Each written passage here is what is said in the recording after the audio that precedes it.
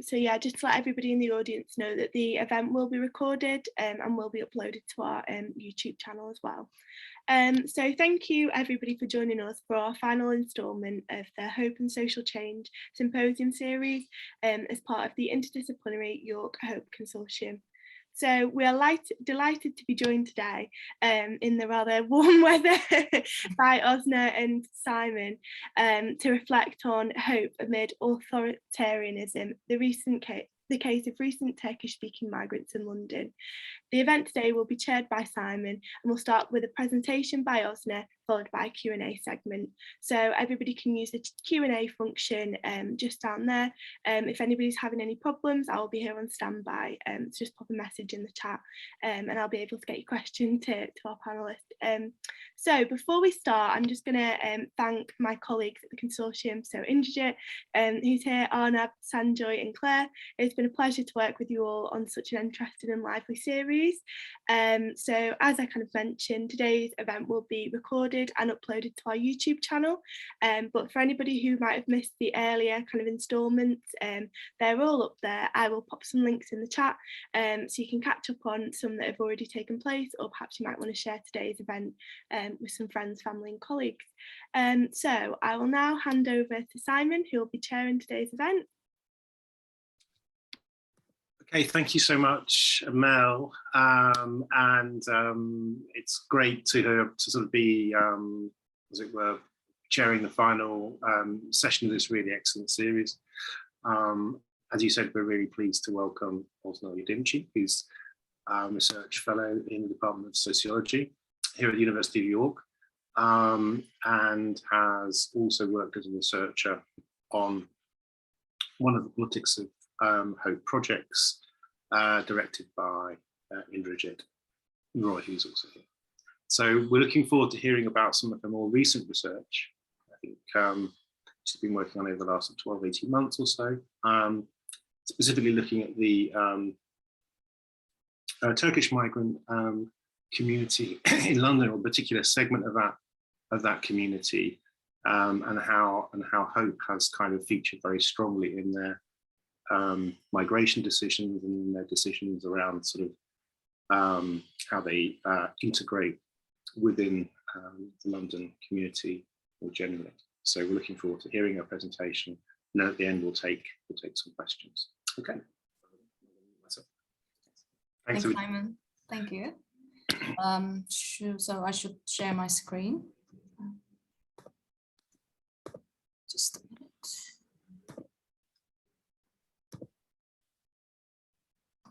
Can you see it?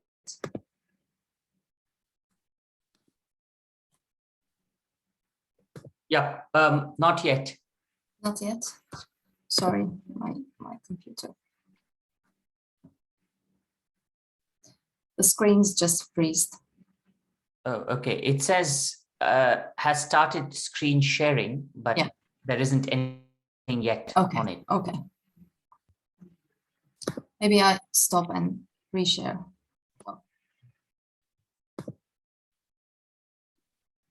Something's happening now. Yeah. Yeah, we can see. We can see it now. Yeah. Okay. Yeah. So thanks everyone for being here in this very hot weather. Today I will be talking about the Turkish-speaking migrants who moved to London in recent years. This research is conducted, as Simon mentioned, as part of the Citizenship Futures, the Politics of Hope project, led by Simon and Indrajit and other colleagues in politics. So it focuses on Turkish-speaking migrants who moved to London in the last decade, especially in post-2013 era, with a special type of visa, an entrepreneurial visa. So this visa enables Turkish citizens to work as freelancer in the UK and apply for indefinite leave to remain after 5 years. So during summer 2020, we asked participants to keep diaries, giving them certain questions and prompts. And also my long-term observations set the background of this research.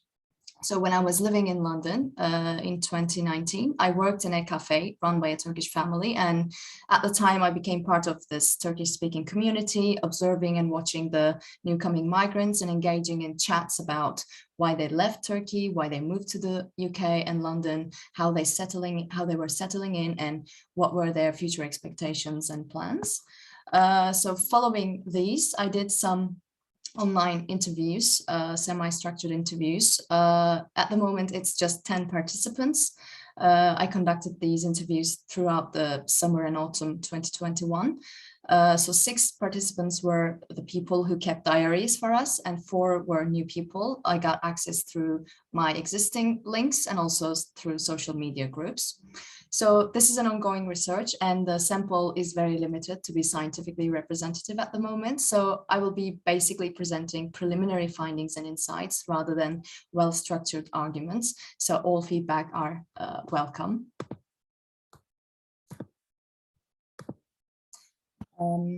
So as a little bit of background, like many authoritarian countries, Turkey recently has become a showcase where a process of authoritarianization in an increasingly volatile environment has been taking place. As a result, the young and well-educated people face shrinking avenues of career satisfaction, economic and social advancements, political representation, and security, and they have been increasingly fleeing the country and migrating to democratic Western countries such as the UK, Germany, Canada, and Australia.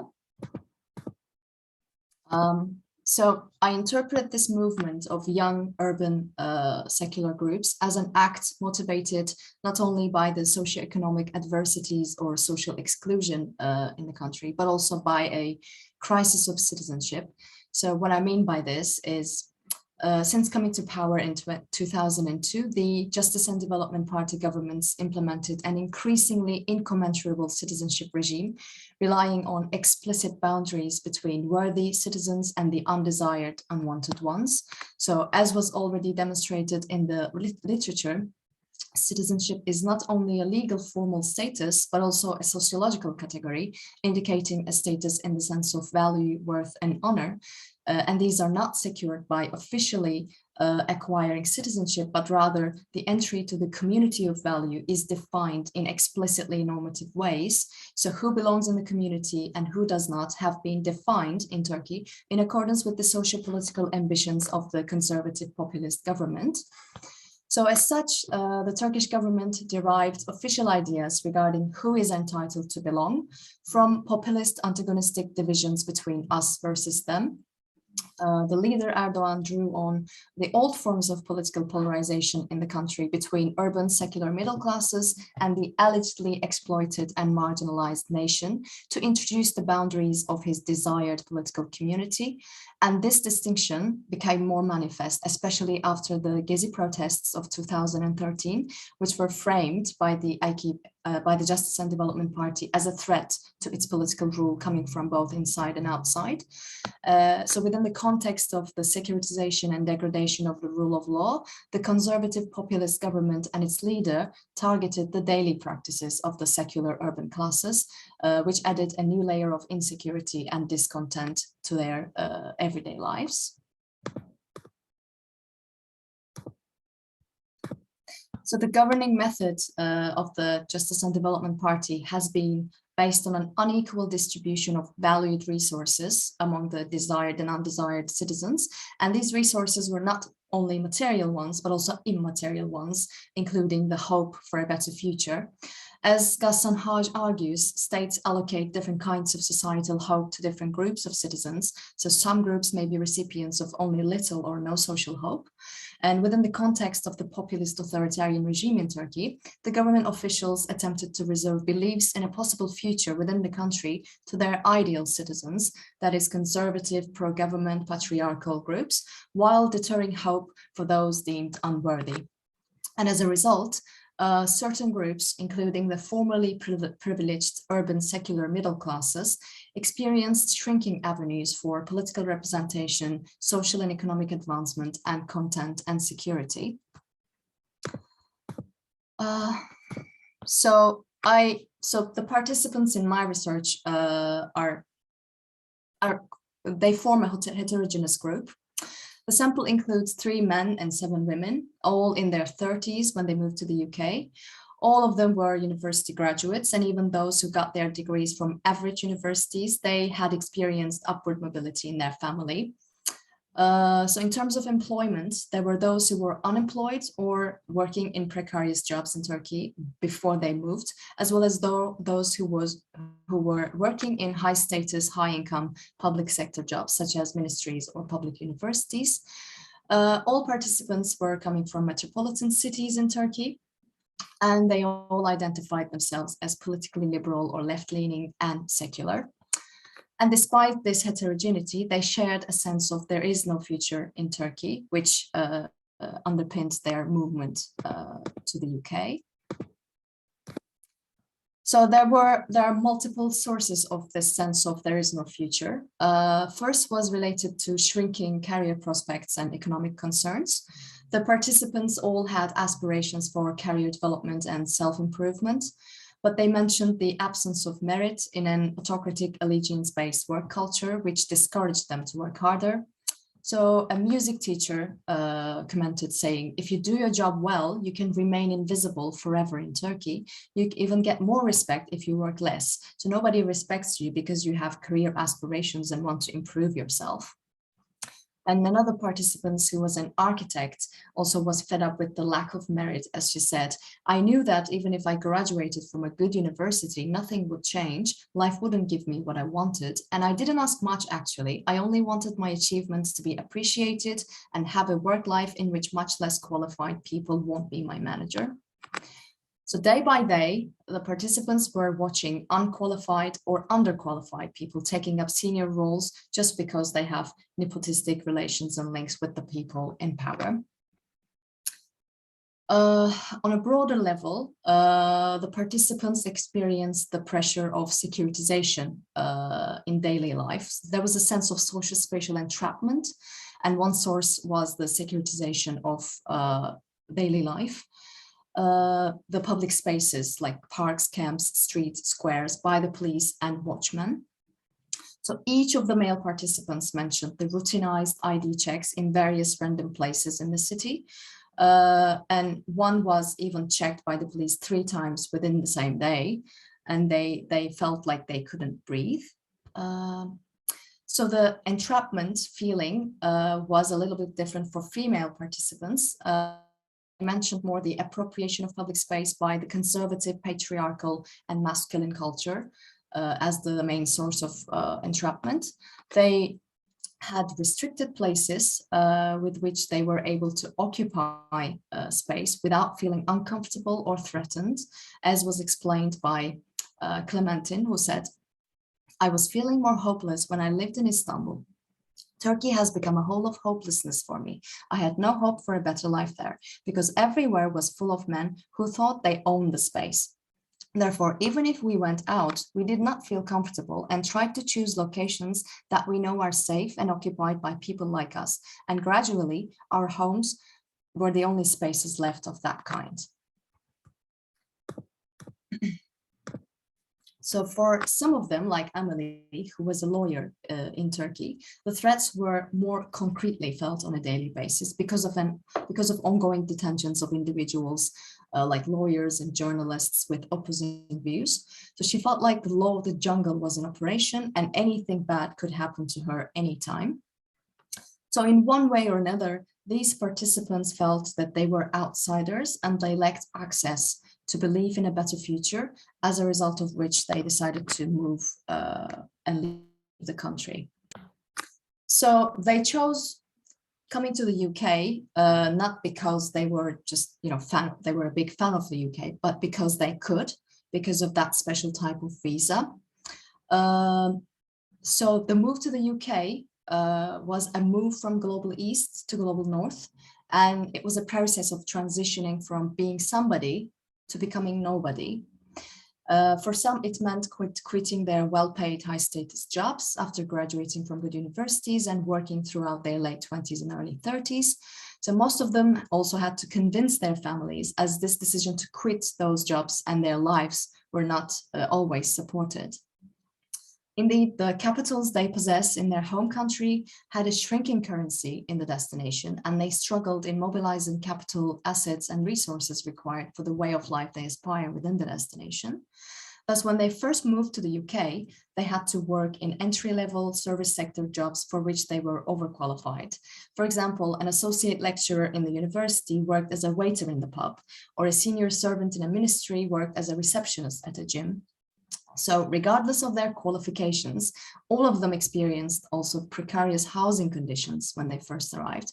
They had to share houses with very short-term rental contracts and switch places constantly, which nurtured the feeling of future uncertainties. So the experience of settling in London did not offer a bed of roses to any of them, and future uncertainties prolonged despite future expectations and hopes and plans. Yet they were aware of the restricted opportunities available to them because of being an immigrant in a capitalist country, and they were prepared for these challenges such as downward mobility when they moved to the UK. Therefore, their move was not motivated by blind optimism, but hope, to the extent that hope is an attention to the present and the expectation that something will happen that will be unexpected, and this will give them unforeseen opportunity. So despite being prepared, the everyday experiences of hope are put them in a very fluctuating and fragile feeling structures. So even though they were highly motivated to move, they regretted their decision to leave their lives behind and start from scratch in the UK. And they cried every day. They were really unhappy when they first arrived and when they struggled to make their lives better. So as Clementine explained her struggle, she said, we were sleeping on the sofa, all my body ached, and psychologically I started to feel like we were homeless, sleeping on our friend's couch, even if we were paying rent. So I woke up and left for work only to come back home and go to sleep. It felt like pitch dark. I hated London. I hated my decisions, my choices, and my life. So the lived experiences of hope were difficult, especially for those who were in socioeconomically well-off in Turkey. Hope was a slippery concept for them, which involved reconvincing themselves about their decision to move to the UK on a daily basis. Amelie, for example, said, in fact, we were happy in Turkey. Why did we do something like this? Sometimes you rethink and regret your decision, you know, especially when you see your friends on Instagram hanging out, having fun, while you struggle here on a daily basis. I was just feeling like I hit bottom, but then the series of forest fires happened in Turkey, and I said to myself, oh, I should bring my parents too. And I remembered why we left Turkey. So during summer 2021, a series of vast forest fires took place alongside the Aegean coast of Turkey, where secular urban classes lived in majority, and the government was so ineffective in intervening in the fires after ruling the country for 20 years, and it led to massive discontent and anger. So what is important here is that although the participants experienced future uncertainties in the UK, it differs from their experiences of uncertainties in Turkey. And the difference is driven by hope. As Clementine put it by saying, in Turkey, there were times I was in depression. What I feel here is not depression. On the contrary, it's a struggle for life so intense that doesn't allow you to go into depression. So she mentioned also a conversation she had with a friend before she moved to the UK. It was the time when the opposition party won the local elections in all the metropolitan cities in Turkey and hopes were raised. So her friend said, you are leaving just when things are starting to get better. But Clementine commented saying, here things can get worse only to a certain extent, but in Turkey, they can get better only to a certain extent. And this is because people believe that there is rule of law in operation in the UK, which enables them to predict the future and have dreams. As one of them expressed, saying the UK allows you to have dreams, but Turkey doesn't. And this was a shared opinion among almost all the participants. So future uncertainties in the UK triggered action in an attempt to move forward in life, as people believed that they will be temporary. Whereas in Turkey, they lead to passivity and inactivity, as they believe nothing will change no matter what they did. So Burak explained the saying, we realize that we may struggle for 5 years or so, but then we will have the hope to move forward. When we see the potentials here, we decided to take certain opportunities. Yes, Ankara Agreement is an entrepreneurial visa, but less in terms of business, more in terms of our lives. So their decision to move to the UK on an entrepreneurial visa was a risk-taking act to reinvent their lives and themselves. So indeed, they not only changed their jobs and their country, but also their habits and consumption patterns after moving to the UK. They all switched to a lifestyle that is more environment friendly. Some of them started a vegan diet, for example. Some started growing fruits and vegetables in their garden or balcony, especially during the lockdown. They also became all actively invested in the consumption of secondhand products, in designing their houses or in dressing up. And they developed an interest in recycling and an awareness of recycling. And they preferred cycling rather than driving or using public transport. So overall, they were happy with their decision, despite the struggles and challenges. And there was a shared discovery of how resilient they have become, as was stated by different participants, such as Clementine. She said, when I first moved here, I felt very, very worthless. I thought I was good for nothing except for mopping the floor. I thought I haven't learned anything in life, but now I think what I've done is a really substantial success and I can now survive no matter what. Also Burak summarized their journey in the interview saying, what matters is that we feel like we've succeeded. We are struggling, yes, there is tiredness, but no regret.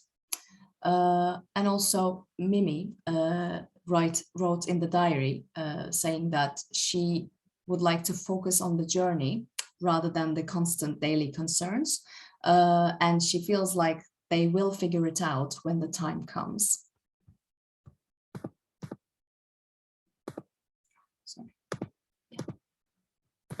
So we know that resilience is more linked to enduring situations of uncertainty and to a valuation of individual responsibility, adaptability, and preparedness for realizing the good life in spite of challenges.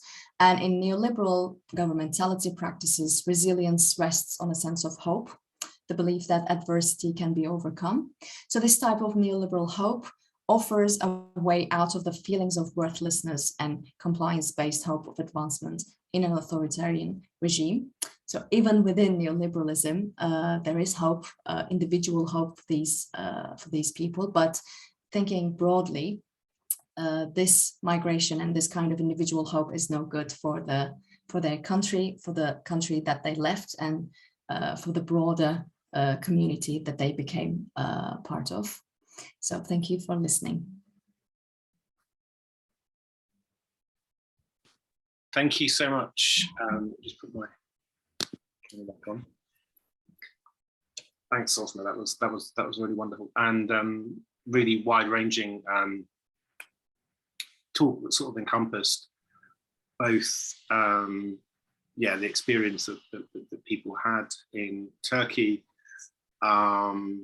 particularly in the sort of urban context, and then contrasting that with their experience in London. So, we have something of a kind of an interesting life history that you present us with. And just a couple of things that I was struck by in your talk, which maybe kind of sort of kick off the conversation.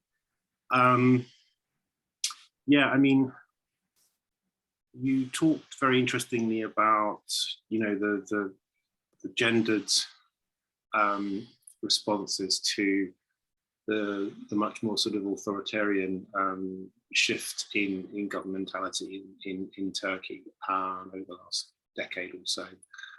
And I thought that was really interesting, particularly in terms of how the kind of public space has become much more masculinized, sort of patriarchal, Women are sort of expected, you know, to sort of dress modestly, to sort of be less visible, etc., etc. And whereas for the men, it was much more that they were sort of targets of suspicion by the police and seen as, you know, yeah, potentially kind of opponents of the regime in some sense, and therefore they were getting constantly checked. And I'm sort of interested in how their experience then of, say, London changed, because you know, I guess depending on where you live, and your age group, but obviously if you're a young male as a racialized minority, you're not going to get attention from the police. So that was what wanted me to sort of bring onto into the discussion, was the element of class as well, which is kind of implicit in everything you were talking about, because obviously by definition we're looking at highly qualified people on the whole, with degrees, sometimes masters, PhDs. Mm-hmm. So not your typical economic migrants. I guess their experience of coming into contact with the authorities and so on would be very different from, you know, young unaccompanied, you know, refugees, for example. Yeah. But so I suppose my question is, to what extent was their social class a means of insulating themselves or mitigating some of the experience of being a new visible minority, shall we say, in a city, even if it's a very diverse city like London, and that in a sense, what made them more, shall we say, perhaps more the target of the authorities because of their social status in Turkey, was more of a protective factor in somewhere like London, in that you could take refuge behind a certain kind of class position, and you can blend in much more successfully. Mm-hmm. If you're an urban professional, inverted commas, regardless of your ethnicity. So it was a bit of a long-winded question, but I wanted to try and bring all these different, very interesting threads in your presentation together. Yeah, thank you. So, yeah, they didn't feel like middle class in London. They felt really precarious, and they experienced downward mobility, and it was something that bothered them really, like being like working in a public university and then coming to work in a pub as a waiter. It's not something that you could easily navigate. But yeah, the London experience was, I mean, all of them were saying that we feel free in London because nobody is judging us. Nobody is watching us. Women were saying that we could dress up the way we want. Because nobody is looking, and men also they weren't specifically feeling threatened by the police or the authorities. I think the thing this is mostly related with the fact that the Turkish community makes an ambivalent migrant community. It's not specifically racialized. You cannot say, oh, that this is Turkish, you know. It's not easily understood. We thought that we are just Greek or, you know, Italian, French, which is an advantage in the UK context. Therefore they, on the contrary, I mean, they were saying that we don't feel racism here. I mean, they were saying that even if there are some people who are racist, it's not something structural. So they didn't experience that. But they didn't explain that with their class position because they don't feel middle class in the UK. They feel, at least not initially, not in the beginning. But class is not something that they were referring to in the interviews, in their narratives. They were more like explaining it with the lifestyle or secularism, you know, or political ideologies not being supportive of the government, the authoritarian government. And there are also relations with the authorities. The UK authorities are limited, and through lawyers and solicitors. So they just apply to this visa. They supply and submit documents through solicitors, and they do it regularly, like in the first year, and then the third year, and then another third year. So they don't really come across with the authorities. So this entrepreneurial visa just gives them a, you know, a weird, secure way of being invisible to authorities, but feeling visible in the public space, unlike they felt in Turkey. Yeah, no, that's very, very interesting. Thank you. Yeah. Just before we leave, just before we leave the subject of class, I suppose I obviously take your point about downward mobility and, you know, you have to take jobs that are below your status. But I suppose what I was getting at, going back to Bourdieu, is thinking, well, yes, their economic capital might have been depleted and they're in a much worse situation, but they perhaps, at least within their own community and networks, are able to maintain their cultural and symbolic capital, presumably. So that, in other words, they don't, to their own friends and networks, they haven't necessarily been demoted in class terms. So they can still maintain some respect for their achievements and who they were, and, you know, et cetera, even if maybe in the wider society, as you say, they're having to work in bars or whatever. So I suppose that was really saying that, you know, that's so, and it comes back to the hope point, which you talked about very interestingly, which for me is the key, is like the reason why they left Turkey was because despite their achievements, they knew there was no future for them because of the politics of the regime.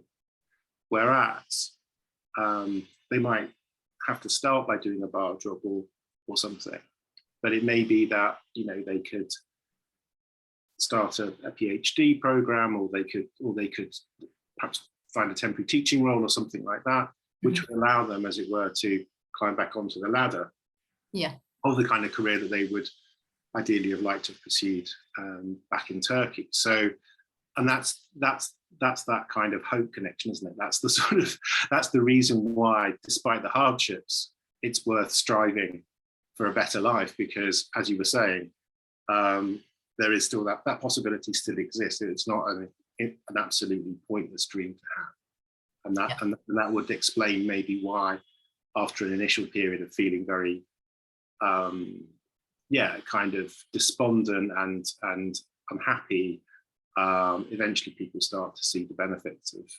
Yes, they did indeed. I mean, the person who was working in the ministry as a civil servant in Turkey, and she moved to the UK, and she worked in the pub, and then she worked as a receptionist at the gym, and now she's working at Amazon.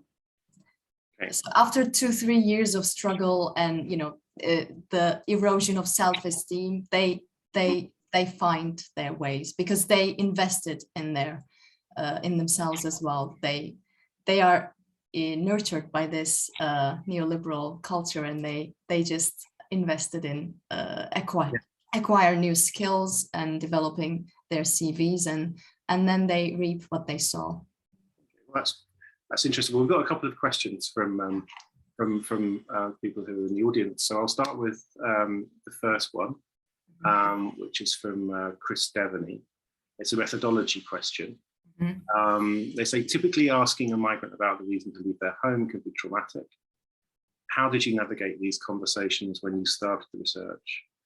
Did you need to probe, or was it something that naturally emerged in conversation?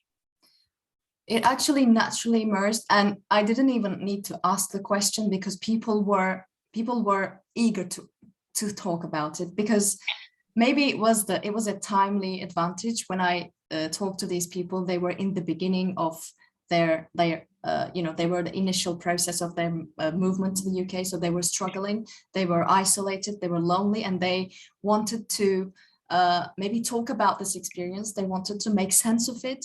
They wanted to, you know, talk about it to a Turkish person, and maybe they wanted to be regarded as something important. They wanted to make sense, and that's why I didn't even need to navigate. It just, I didn't need to ask. They just wanted to talk about it. That's very interesting. Feel free if you want to do a follow-up question, Chris.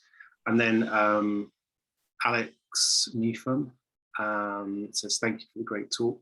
Recently, I was having discussions with Turkish citizens, as well as children of Turkish citizens, all now living in the UK, France, and Germany. Their views diverged on the current government, with some being very anti-Erdogan, while some feeling authoritarianism a result of other factors such as immigration. Did the group you interviewed have homogenous views on the how and why this authoritarianism has grown over the time course of the current regime? That's an interesting question.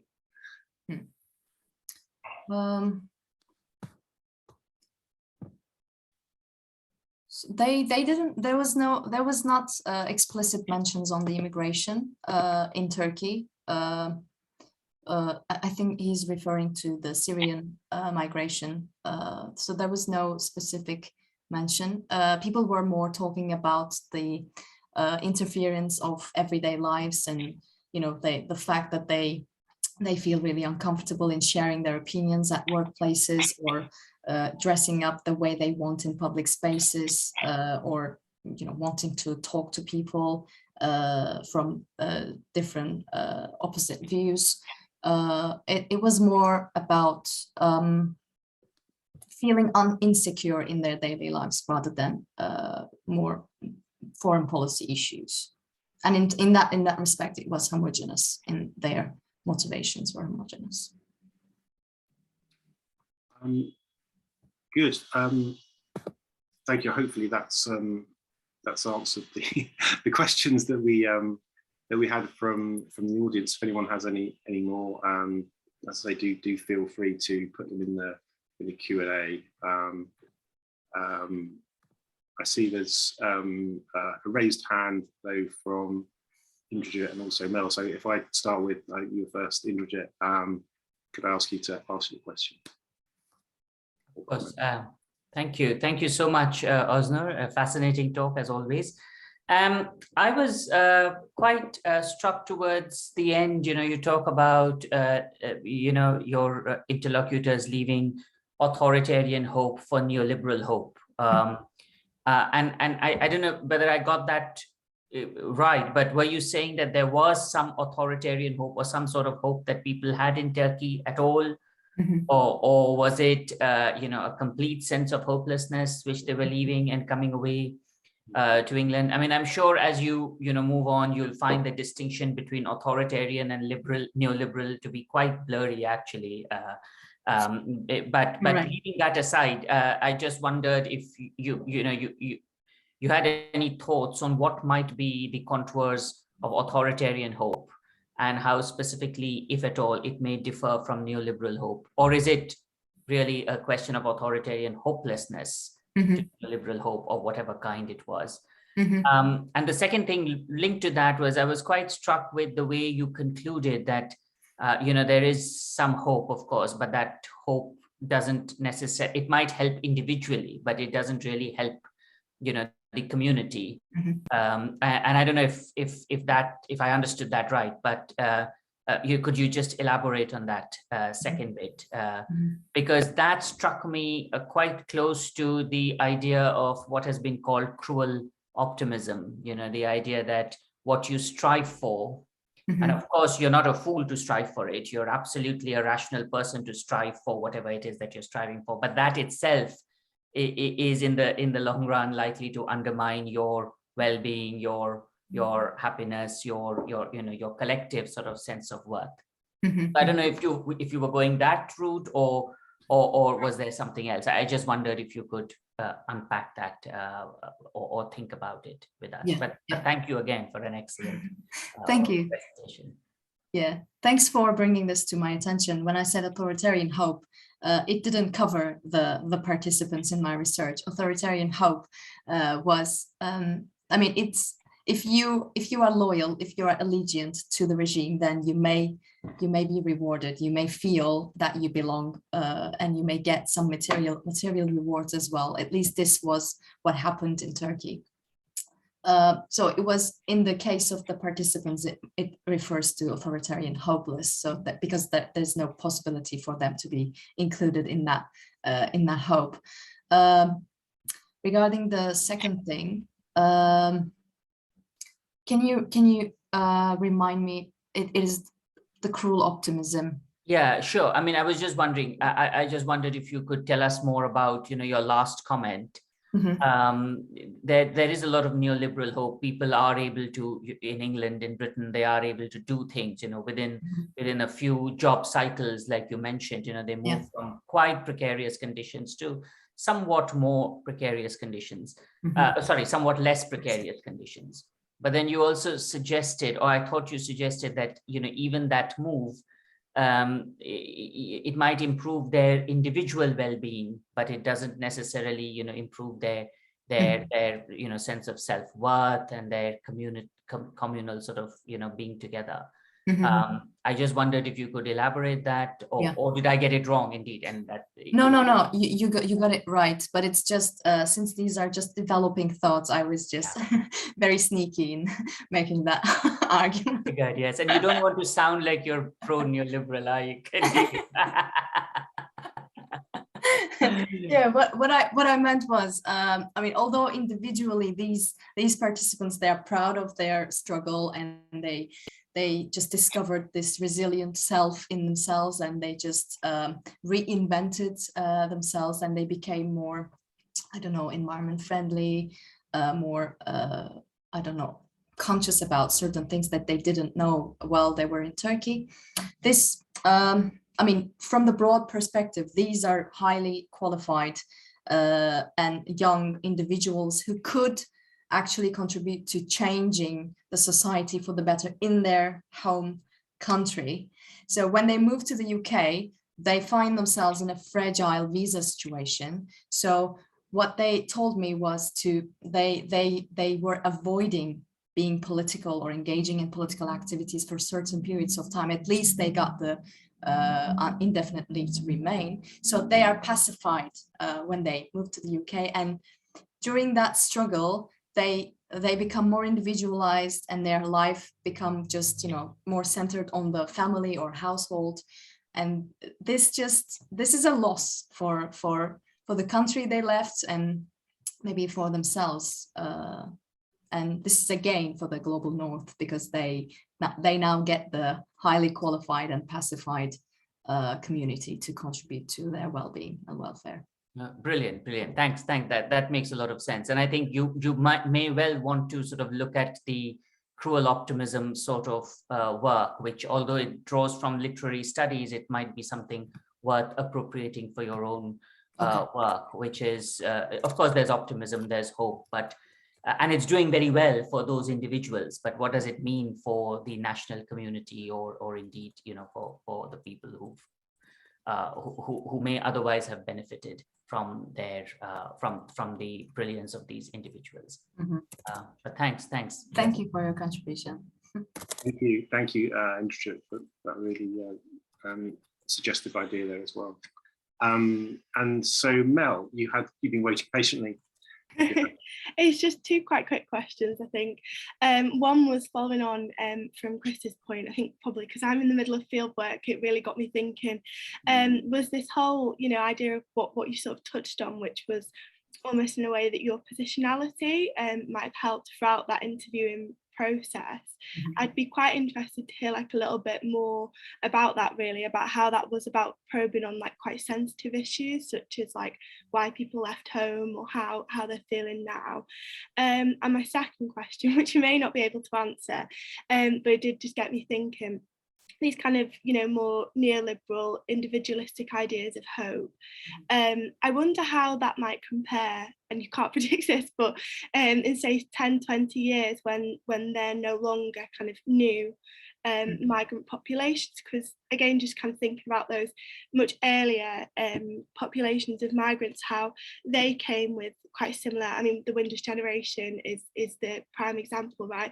They came with quite, I suppose, neoliberal hopes of getting good jobs, etc., building themselves, hopes for themselves, and how that might have changed throughout their lifespan, throughout their children's lifespan, to now much more structural hopes, to challenges to structural racism, challenges to the immigration systems, how you think that might kind of, change or compare to like older, migrant populations, I suppose. Yeah. Thank you. Can I start with the second one? Yeah. Yeah, hopefully, as they become part and integrated to the British society, they become more involved in the everyday life, in the politics, and especially children, they change the whole the story. And people who some of the participants told me that in Turkey they were unable to dream of having a child, but in the UK they can. So they are thinking of becoming part of this society, being integrated, and as they do so, hopefully they might become more actively engaged in changing the I don't know, social views maybe. But at the moment they are talking about things like moving to a coastal town when this visa application things finish, and just switching to online work totally, just having some time for themselves, enjoying life, going vacations, you know, the things that they couldn't enjoy, they couldn't do in Turkey for some time now. But hopefully in the long run, maybe this could just get an idea about, maybe I could do an extended research over time, and maybe I could talk to these people in 10 years again. Yeah. We promise to invite you back. Yeah, okay. Sure. And in terms of the methodological question, I always liked framing myself like one of them to the participant, just to give them a safe space to talk. And I was actually one of them, because I am also, I came to the UK to do my PhD, but after my PhD, I experienced very precarious conditions. I worked in pubs, and I was unemployed for almost 2 years.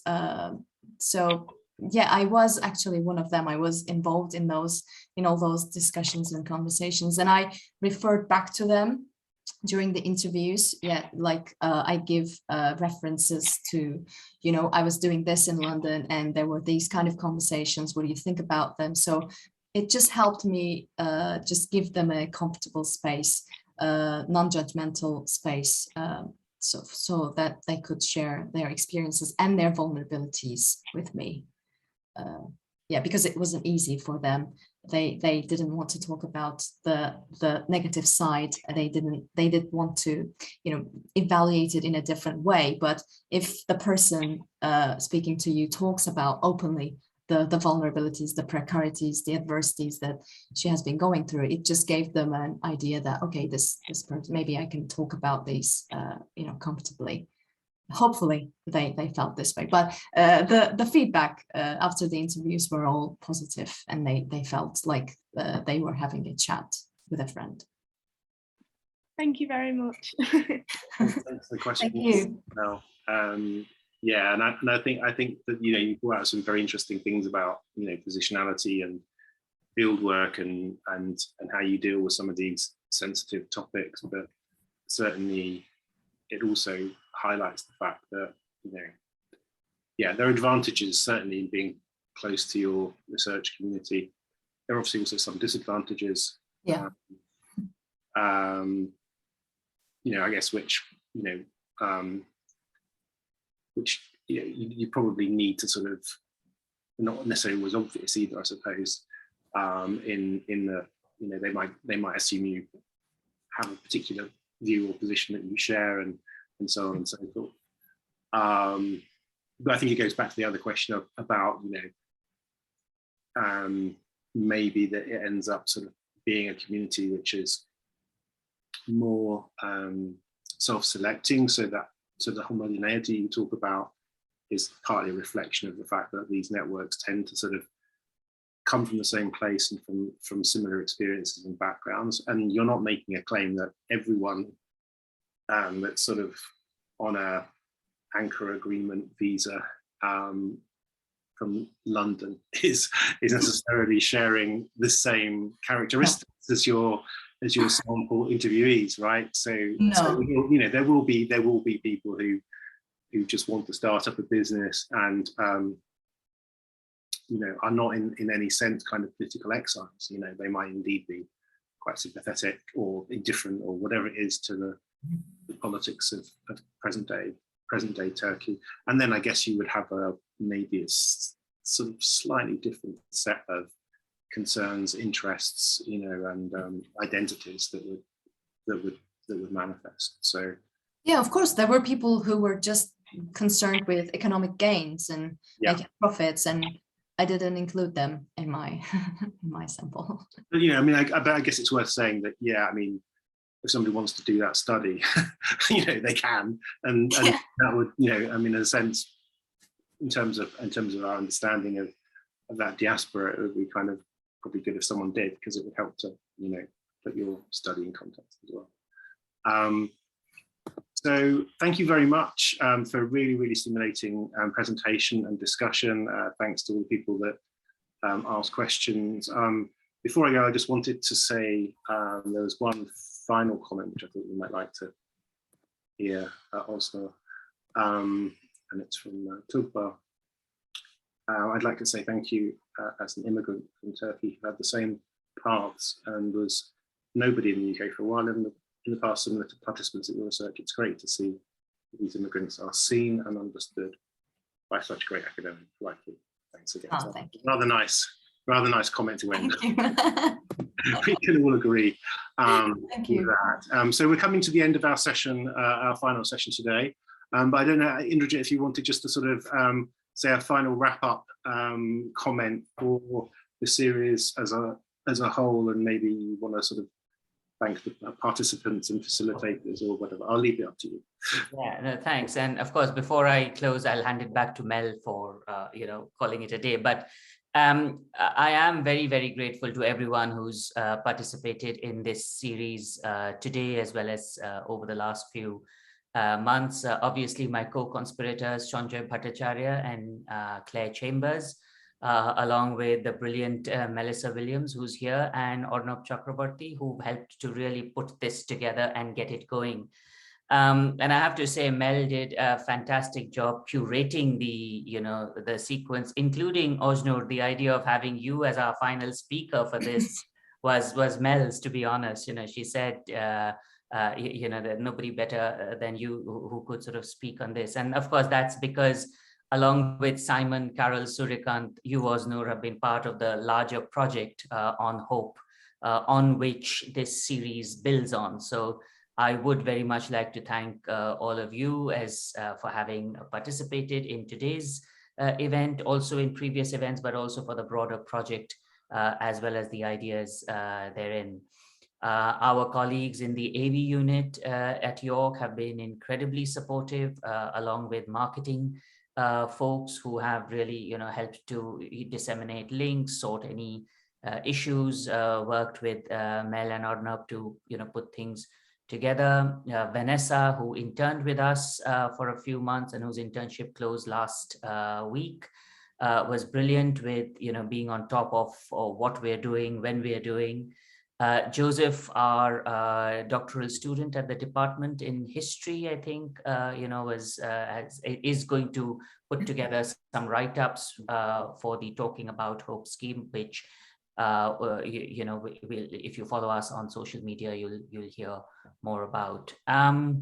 Yeah, so there are lots and lots of people to thank, but once again, thank you, Mel, thank you, Arnab, for you know, really putting this together and getting it going, and obviously everyone who's come for today's talk. Thank you once again. I hope I'm not missing out anybody, but anyway, there will be, you know, little bits and things that will happen over the rest of the year, as well as in subsequent years. So do watch the space, as they say. And I'll now hand back to Mel as the big boss of this to sort of bring it all to a close. Thanks. No, not at all. I'm just glad you did all the thank yous and I didn't have to remember everything. But no, just nothing to add other than, yeah, thank you for letting me be involved. I think I really felt a great sense of creative, like, yeah, creativity over deciding who can do what, and it's been really nice to invite various people, but to have it ending with the kind of people who introduced me to the concept of home, the three of you, has been really, really great. And yeah, just to the attendees as well, I've popped in the chat the links to our social media and our YouTube channel as well, where you can catch up on this event or any others that you've missed, but hopefully this isn't the last ever. Hopefully. Thank you very much for inviting me. Not at all. Thank you. Have a great summer, everyone. Yeah, enjoy the I rest. hope you manage to stay cool. Like the heat, yeah. Hopefully it'll calm down from tomorrow. Hopefully. See you all later. Take care. Take care. Bye. Bye. Bye.